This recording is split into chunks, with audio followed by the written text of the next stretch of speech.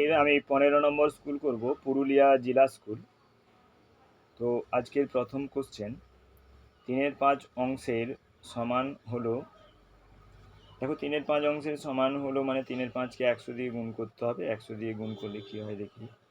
দেখো 100 দিয়ে গুণ করলে হচ্ছে 60, তাহলে 3/5 অংশ সমান 60%। এরপরে দেখো তিনটে সংখ্যা দিয়েছে, √49, √36 এবং ডবল √625। এর মধ্যে দেখো √49 মানে 7, √36 মানে 6, আবার ডবল √ মানে 625কে রুট করলে কত হবে, 25 হবে। আবার 25কে বর্গমূল করলে কি হবে, 5 হবে।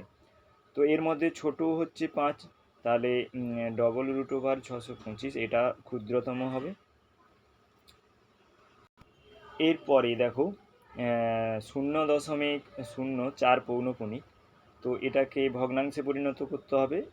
ভগ্নাংশে পরিণত করলে কি হবে দেখো, 4 যেটা পৌনঃপুনিক আছে সেটা উপরে বসবে, আর জটা সংখ্যার উপর পৌনঃপুনিক আছে তটা 9 বসবে, আর দশমিকের পরে জটা সংখ্যা পৌনঃপুনিক নেই, মানে এখানে একটা সংখ্যায় পৌনঃপুনিক নেই, তাহলে এখানে একটা শূন্য বসবে।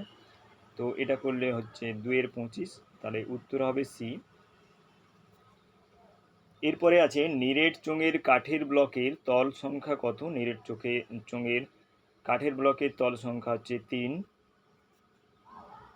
এরপর 5-এর দাগের কোশ্চেন দেখো, 3টি পি যোগ করে 3 বিয়োগ করলে ফলাফল হবে।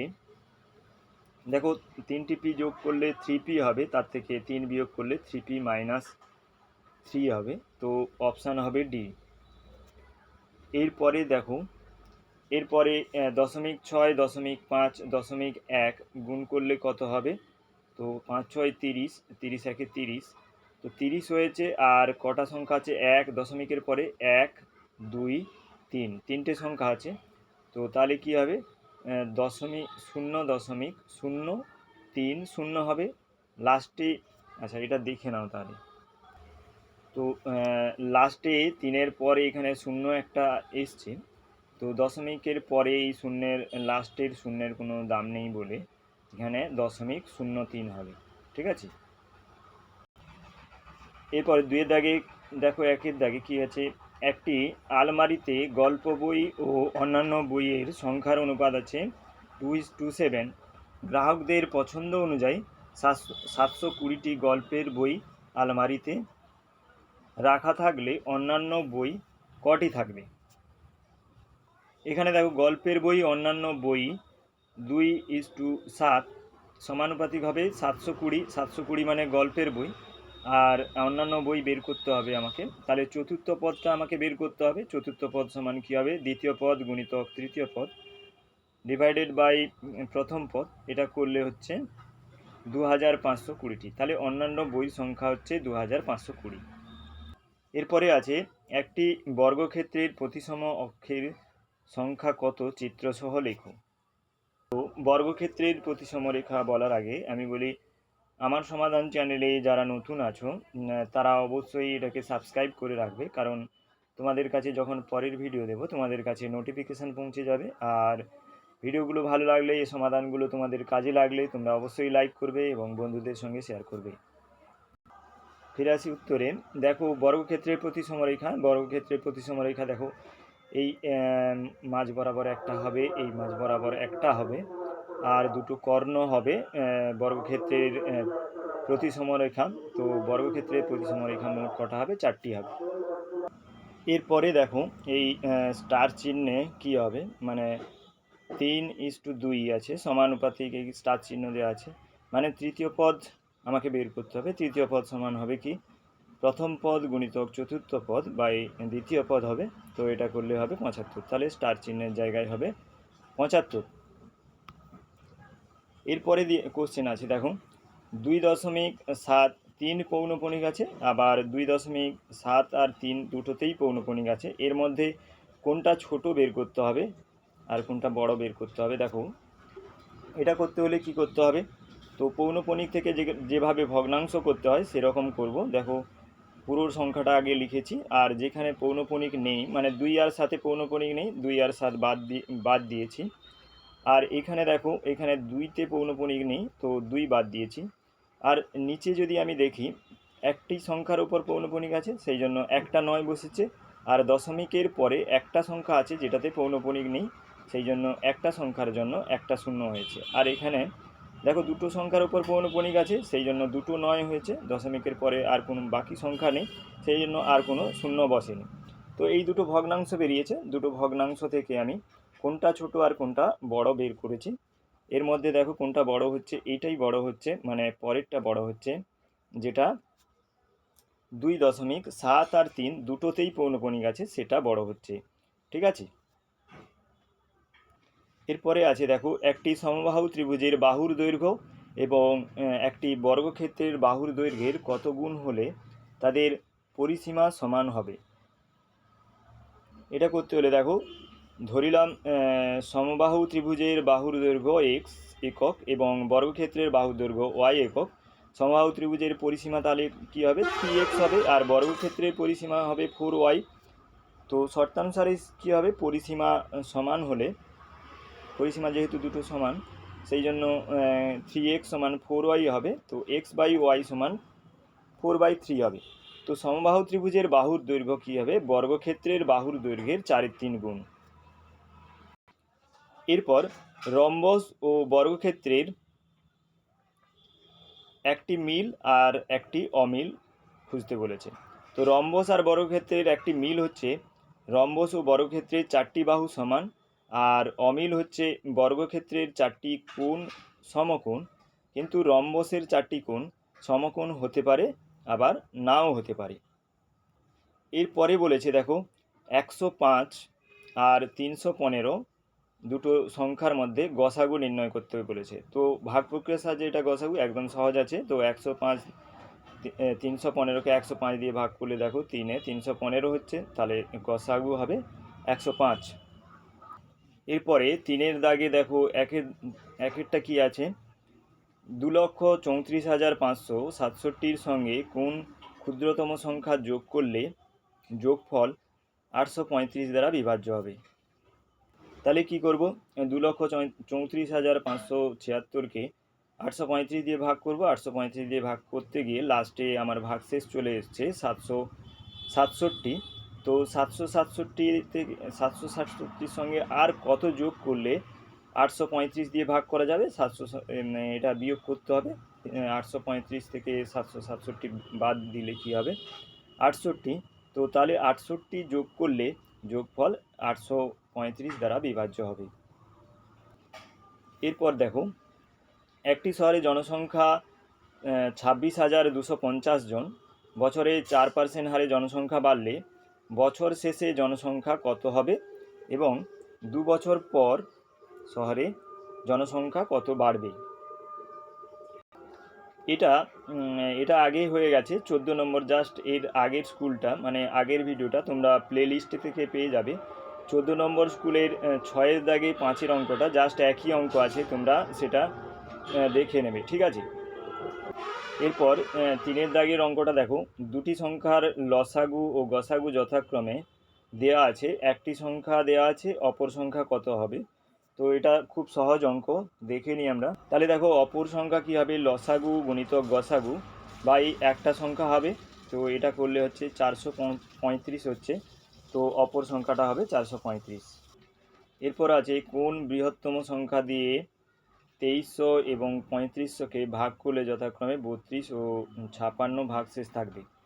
তো এটা করতে হলে 2300 থেকে 32 বাদ দিতে হবে, আর 3500 থেকে 56 বাদ দিতে হবে, দিয়ে তাদের গসাগু করতে হবে। গসাগু করলে দেখো গসাগু কত হচ্ছে,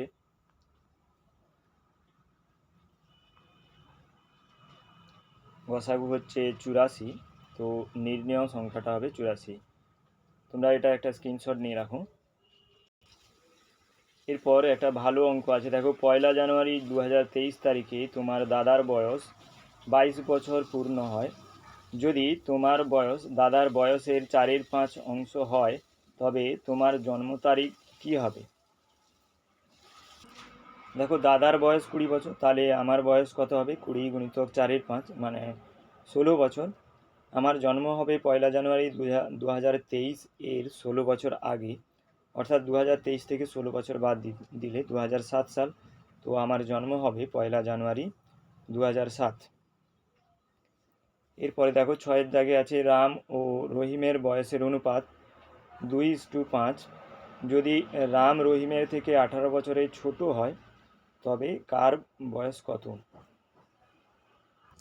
দেখো রাম ও রহিমের বয়সের অনুপাত 2:5। এখানে ধরি রামের বয়স তাহলে 2:5 আছে, সেই জন্য রামের বয়স 2x ধরেছি এবং রহিমের বয়স 5x ধরেছি। শর্তানুসারে 5x - 2x সমান 18।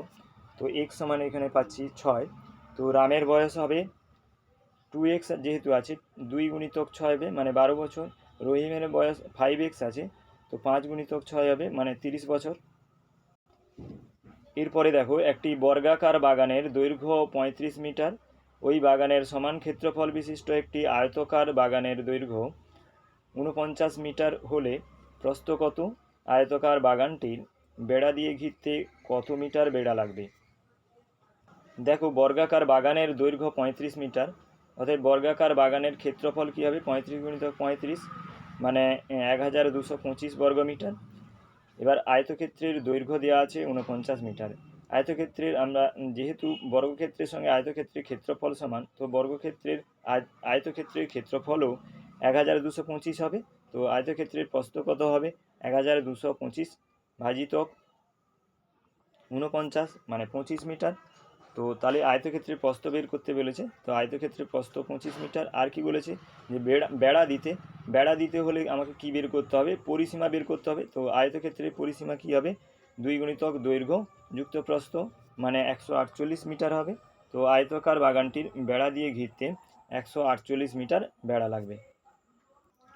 এরপর 4-এর দাগে দেখো 1-এর 4a থেকে কত বিয়োগ করলে -7a হবে? তো এটা কি করতে হলে আমাকে কি করতে হবে? 4a থেকে, তো এটা করতে হলে দেখো 4a থেকে -7a বাদ দিতে হবে। 4a থেকে -7a বাদ দিলে কি হবে? এখানে মাইনাসে মাইনাসে প্লাস হয়ে যাবে, তো 11a হবে। তো তাহলে কি হবে? উত্তর কি হবে? 4a থেকে 11a বিয়োগ করলে বিয়োগফল -7a হবে। এরপরে দেখো 10a + 1 এর সঙ্গে কত যোগ করলে 12a - 8 হবে? তাহলে 12a - 8 মাইনাস 10a + 1 করলে হবে। তো এটা করলে দেখো 2a - 1 2a - 9। তো 10a + 1 এর সঙ্গে 2a - 9 যোগ করলে 12a - 8 হবে। 4-এর 3 দেখো +2 - 6 +12 সংখ্যাগুলি নিয়ে যোগ প্রক্রিয়ায় সংযোগ নিয়মের সত্য মিথ্যা যাচাই করো।